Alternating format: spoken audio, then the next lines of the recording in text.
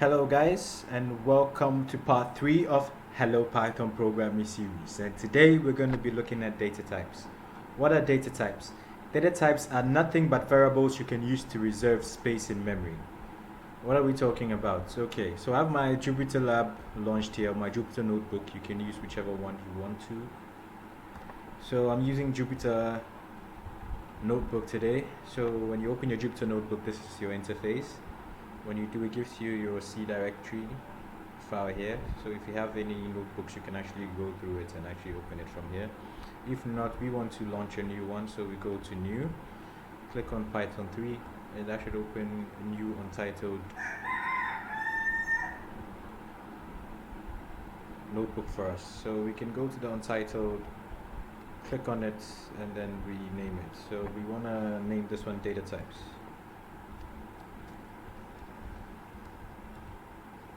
There we go, and rename. Okay, so what did we say data types are? Data types are nothing but variables used to reserve some space in memory, right? And we have different types of data types. First, we're going to look at the numerical data types, which are the int, floats, and Boolean data types. So what are ints? Ints are basically numerical values or whole numbers.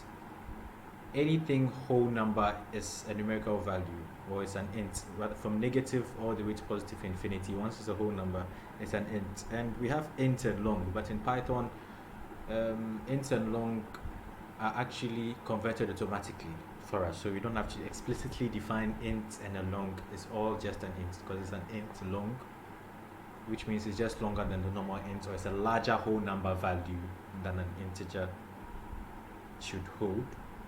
Okay, I hope that makes sense. All right, so let's actually look at it. So what are we talking about?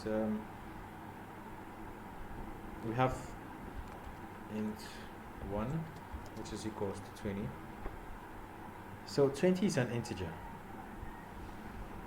How can we verify that what we're saying is true? How are we sure that what I'm saying that 20 is an integer? Okay, we can do that by saying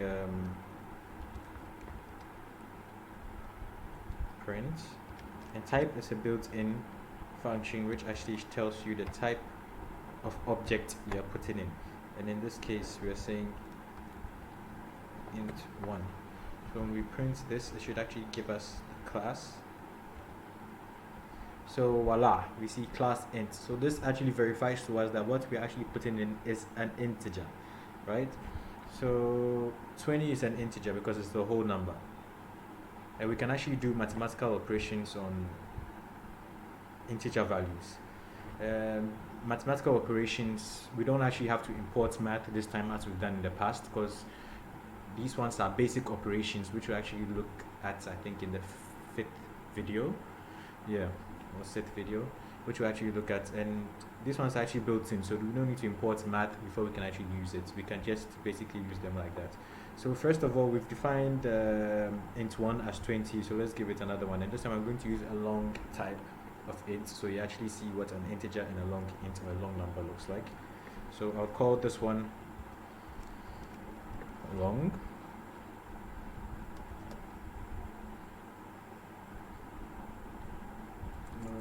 Let me just say int 2. Int 2 is equals to 1, 2, 2, 2, 3, 4, 5, 6, 7, 8, 7. Okay, I think that's enough. So this is a definition of a long number, right? So like I said, we can deploy mathematical operations on it. So we can say something like int 1, which holds 20, times int 2, which holds this large whole numerical function, right? So if we run this and we don't get an error, it means it actually worked, and we print it out to see, right? So we run this, and it actually gives us an output. So we've actually done a mathematical operation on integer values, and we actually do get an output. So that is actually validated. We can do any mathematical operation. We can even say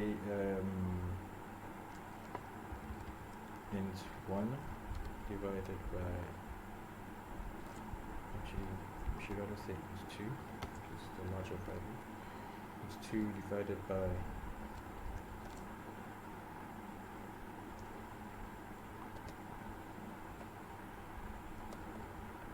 2 divided by int 1.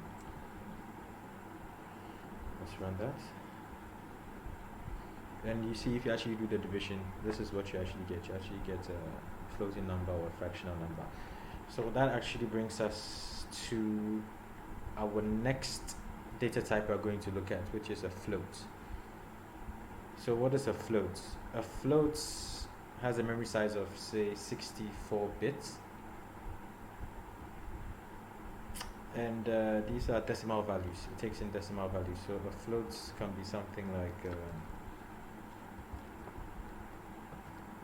float.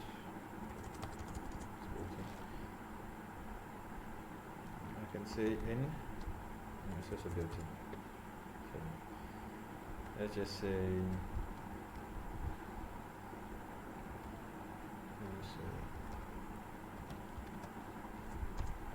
Float 1 is equals to 27.05. Right, and guys, when we do get the types, we're not getting the types out because I'm using float here or int here. So let me just take all of this out so we can actually see that. Then I say print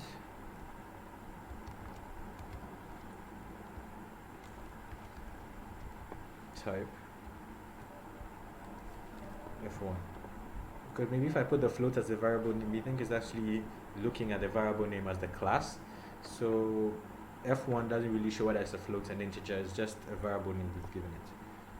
So if you print that, you should see it's saying class float, but we haven't explicitly set float there. See, so that's how you're able to verify the type of data type which you're actually putting into the variable. We can also do the same mathematical operations. So I would just say f2 here should be equals to 123.123. Then underneath that I would say f1 times f2. Run that, and we do get an output. So this means that it's actually working. So that's it with floats. And the next one I want us to look at is Boolean. So what are Boolean functions? Boolean functions actually give out logical operations of true or false. This should be logical. Yeah, it can't give any other value apart from true or false, 0 or 1, or on and off. Only two values come out. So let's give an example here. I'll say when is equals to 1, and I'll say print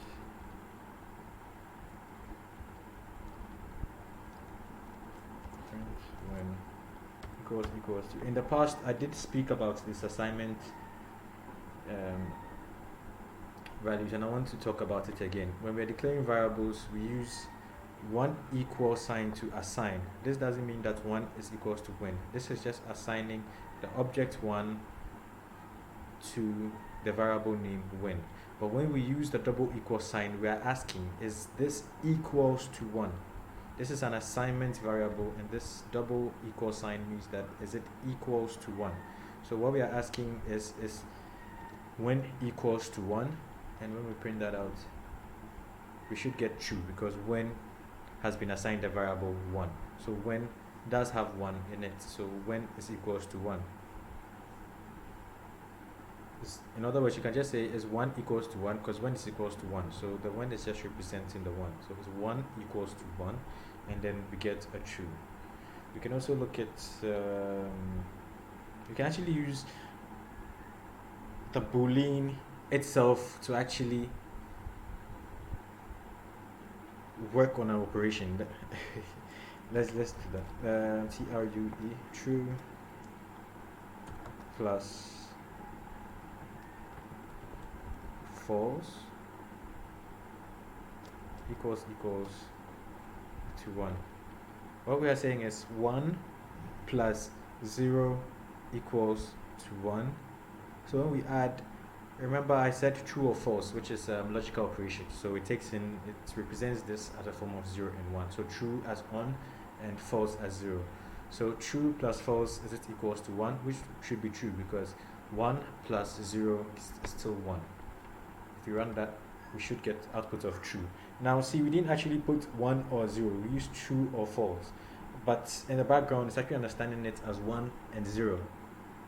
So we just get an output of true. And that's really nice. We can also do other operations.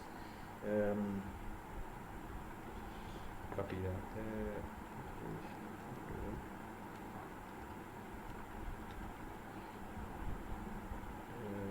Okay. So we say true times false goes to 1. Actually, this should give us a false.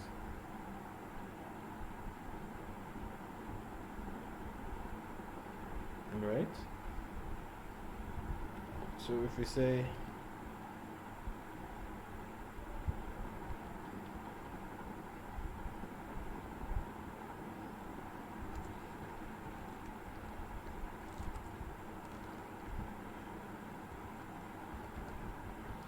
true plus true, can we guess the answer? Yep, you got it right. It is true. It is false. 1 plus 1 is not equals to 1. No, guys, sorry. I wanted to say 1 times 1. 1 times 1 should be equals to 1. And we get an answer of true. And instead of actually saying true or false, we can actually now use the numerical values or numerical representations of it to actually see the output of our Boolean function or Boolean operator. So I'll say 1 plus 0, space it out so it looks nice. So it's nice to have your code in it.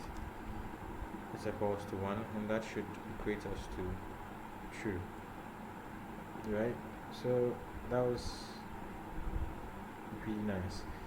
So we can actually do more things. We can actually ask in more ways. Can we say 1 plus 0? Will this work? Yeah, this should work. Is not equals to 1. Now, what are we saying here? 1 plus 0 is not equals to 1. This assignment operator means that it's not. When we put a double, we're asking it, we're equating it, or when we use one equal sign, we are assigning it. When we put an exclamation mark right before the equal sign, we are saying not. So what are we saying here? 1 plus 0 is not 1.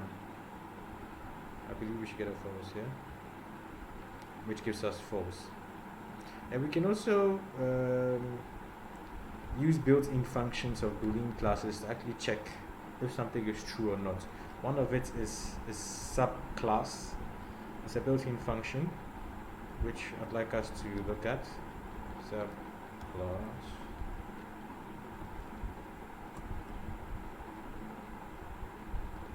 So what does a subclass mean? The subclass means that the Boolean type is a subclass of the int type, and true and false are its only instances. I'm going to repeat that. The Boolean type is a subclass of the int type, and true and false are its only instances. So it means that the only thing that this can produce is either a true or false. So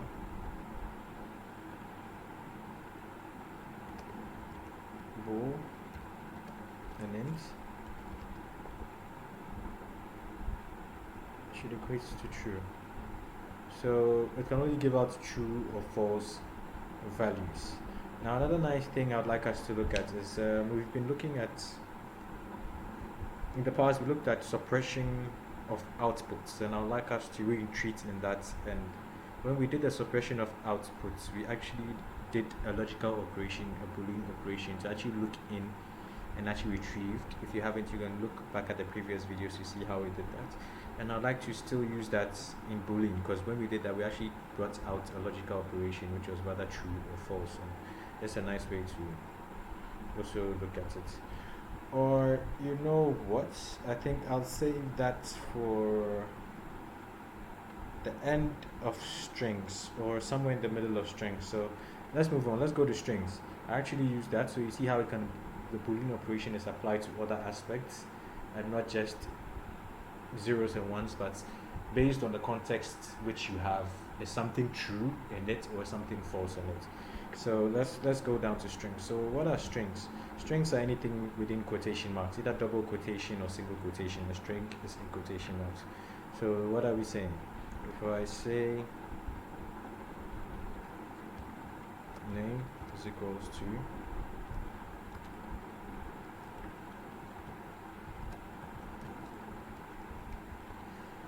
new string, because this is in quotation marks,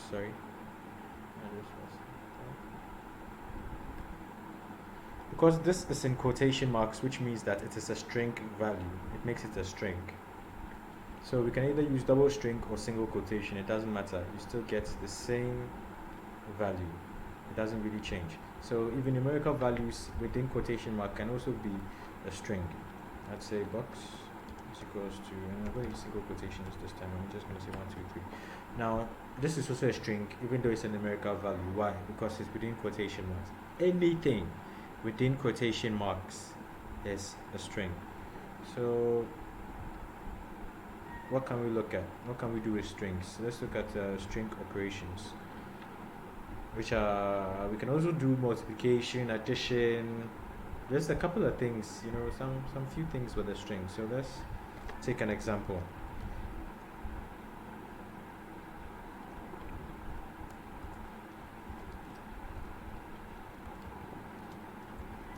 I say this string is equals to,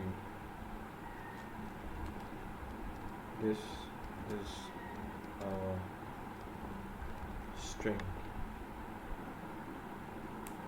Alright, so we have declared a string here, and we put it inside the variable name, this string.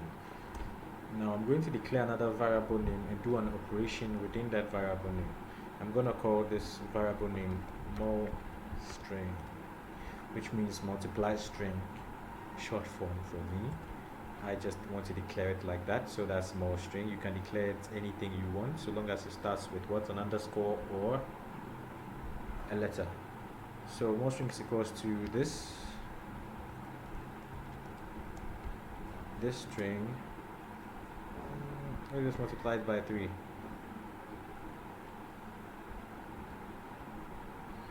Oh yeah, we didn't print it out.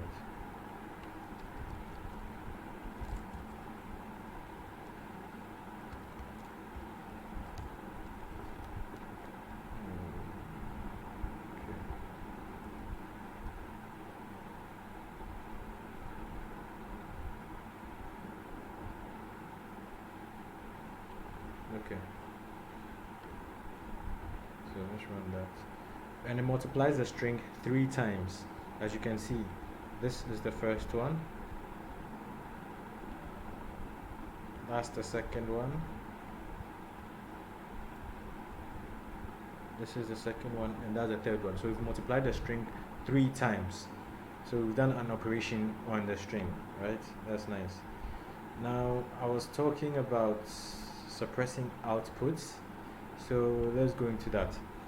Now I declare this variable name or more, because it's basically things I'll go and buy in the mall, in the supermarket or mall, which is basically chicken,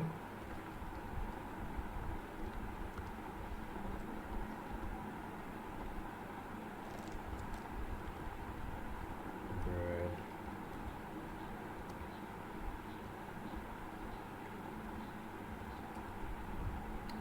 eggs,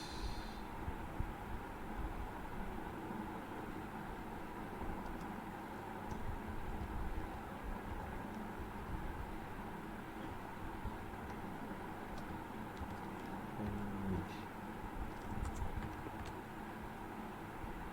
Okay, so I think you guys can see everything clearly here. Okay. So in our more, we have a list, right? And we'll look further into it, sets and lists and tuples in data types part 2. This is actually data types part 1, and data types part 2 we're going to look at the sets, lists, tuples and the rest. So this just has a more, and it holds chicken, bread, egg, fish and meat. Now when we spoke of suppressing outputs, I can actually say print more and to print everything out, but I don't want it to print everything out. I just want to know that, do we have, I know that the more should have fish, meat, chicken, bread. I just want to know that, do you have it or not? Is it true or false? Is this in it or not? So I can say, let's just pick a random one. Let's say X. I can say X in more. What am I saying? Remember, we've used this previously in other tutorials, the in function. What did I say? It actually looks into your variable name to see what it has, then sees to see if it has what you are looking for. So I'm looking for eggs in more. Are there eggs in more? I should actually get a true. True, because yes, we do have our eggs right here in our more, which is the variable name. So we have actually come out with a Boolean operation from string. So this was the strings, and then this is the string egg in more, and we actually get a true. So that's actually nice, how we can actually take out Boolean functions from strings and how we can use different types of data types intertwined. So that's okay for going back to suppression of outputs. Now I want us to look at string methods. You know, we can apply, they have built-in methods. Strings have built-in methods that we can apply to actually make our work easier when we are working with strings. So let's see what are the type of methods that we have. We have what was our variable name for our string previously? This string.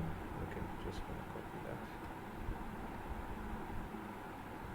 But yet again, just to be on the safe side, just copy it. Copy. We're gonna come down here, and then we're gonna paste. Alright. Copy. So first of all, we're putting the string, which is, this is our string, and assigning it into the variable of what? This string. So this string is actually holding this variable name, this variable name is actually holding this string in it. So what are the type of methods we can use on the string? We can say this string, and when we are taking out a method from an object, we actually use the dot function, which is this. This actually means that you're actually extracting a method from it. So I want everything here in uppercase. That is one method we can apply. So I'll say this string dot upper and just close my brackets there. If I run that, you see that it was all in lowercase. But right now everything is in uppercase because we've applied the string method upper to it, which converts everything in that variable name or in that container into uppercase, so long as it is a string. We also have I want to convert it now, everything back into lowercase. So remember, the dot function actually means you're about to inject the method, so dot lower. Don't forget the brackets. When we run that, everything comes back to lowercase. Then we can actually count the number of individual elements or individual values in the string. Let's say I want to know how many T's are in the whole string. I want to know how many S's are in the whole string. I want to know how many I's are in the whole string without having to explicitly count it. We can use, and this looks really simple right now, but when you're dealing with larger volumes of data or text, it's actually very helpful. So we'll just say this string dots, pulling out a method, and we call this count. Very simple. Count. Now what do I want you to count? Let's see. And whatever you're counting, remember it's a string, so it always has to be in what? Quotation marks. Double, single, doesn't matter. Make sure it's in quotation marks. I want to know how many i's are in this string, so I'm going to put in I. So this string counts the i's in it and tells me 3. Are you sure? 1, 2, 3. Beautiful. So we have 3 i's in our string, and that's what we get. We can also replace certain specific values in our string. And remember, when you do replace, you're not just replacing a single, it's replacing everything in your text. So I want to replace something in my string. Let's say string dot, we say replace. I want to use single quotations. You can use double. I guess like single. Replace all my s's with z's. So this is saying that in this string, replace all my s's with z's. Now when we run that, this is our string, and we are good to go. So that has actually replaced all our s's with our z's. You see, you didn't leave out any s. Everything was converted. So when you do replace, remember you're converting everything. You're not leaving anything out. The next thing I want us to look at is how we can convert between data types.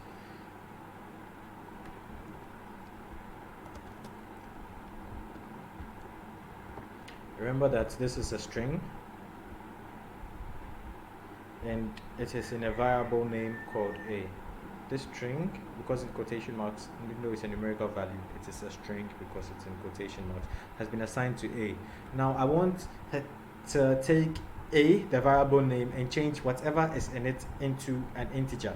I want to change this string value into an integer. How will I do that? I'll do that by assigning it into a new variable.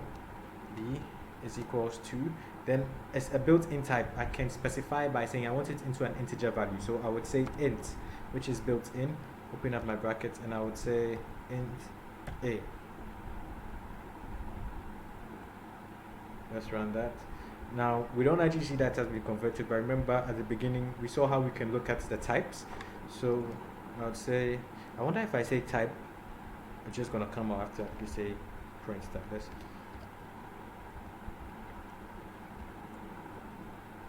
type B. So whatever now is contained in B is now an integer value of what was contained in A, which was the string value. So now B now holds an integer value of A. So we can check the type. Yes, and it says it's an integer. So you can see clearly that A at the beginning here was a string, and we converted it into an integer value. That was really nice. We can also convert into floats. So I'll just say the same A equals to 1, 2, 3, 1, 2, 3, 4, 5, 6. That's okay. So to change this string type into a float type, I remember we put it inside a different variable name, which was B, or you can use any variable name you want to. Right? You can say float type. This is quite long, but hey, it works. Float type is equals to float A. Now when we run that, of course we didn't print out type, so type, I feel like typing this much.